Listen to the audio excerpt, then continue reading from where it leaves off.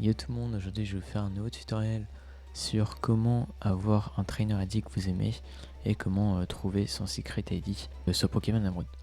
Alors il n'y aura que deux prérequis à ce tutoriel. Le premier c'est d'avoir MGBA dans une version de dev build, comme ça on va pouvoir lancer des scripts. Et le deuxième justement c'est d'installer le script que je vous mets en description. Donc une fois que vous êtes prêt, vous allez prendre un éditeur de texte que vous aimez. Moi je vais prendre Virtual Studio Code et donc vous allez aller à la première ligne et vous aurez une liste de trainer ID que vous pouvez changer et donc vous allez mettre tous les trainer ID que vous souhaitez avoir potentiellement. Bon, là j'ai fait une petite liste, j'ai mis 0, 1, 2, 4, 5, 6, 7, 8, 9, 199, enfin j'ai mis des chiffres qui se répètent ou bien des trainer ID à un chiffre. Donc je vous recommande quand même d'en mettre une bonne dizaine parce que moins vous en mettez, plus ça va être long. Une fois que vous avez changé votre liste, vous pouvez sauvegarder votre fichier en faisant CTRL S, fermer ça. Vous allez pouvoir lancer votre ROM. Donc moi je vais lancer celle-là. Vous allez aller dans Tools, Scripting, File et vous allez mettre le chemin d'accès vers le script que j'ai mis en description. Une fois que c'est bon, vous allez pouvoir lancer votre jeu. Faut s'assurer de ne pas avoir de sauvegarde.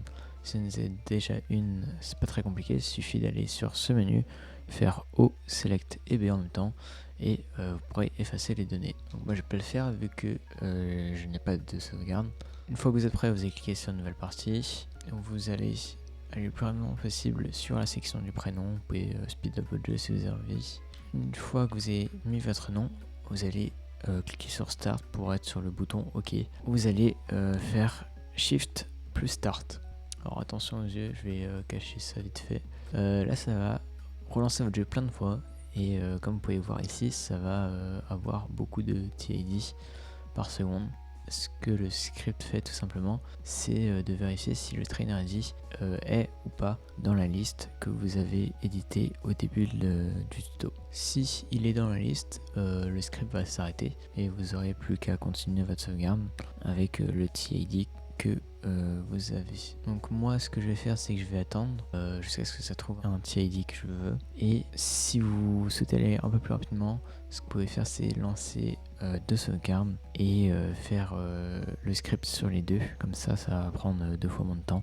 Ok, donc là je trouve un trainer ID. Ce qui paraît, j'ai le trainer ID 0, donc on va aller check ça.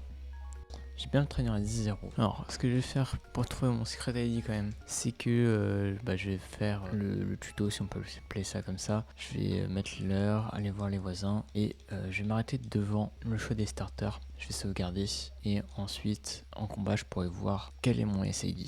Ok, donc c'est bon. Alors, je vais juste peut-être un peu agrandir, parce qu'on voit pas grand chose. Voilà. Alors, je vais prendre le Gobu par exemple. Ce que je vais faire, c'est que je vais aller dans Pokémon Info. Et je vais un peu agrandir le script comme ça pour voir. Voilà, donc là on sait que mon secret ID c'est 61193. Et voilà, maintenant vous connaissez votre TID et votre secret ID. Donc dans le prochain tutoriel, je vous montrerai comment avoir justement le starter en shiny une fois qu'on connaît notre secret ID.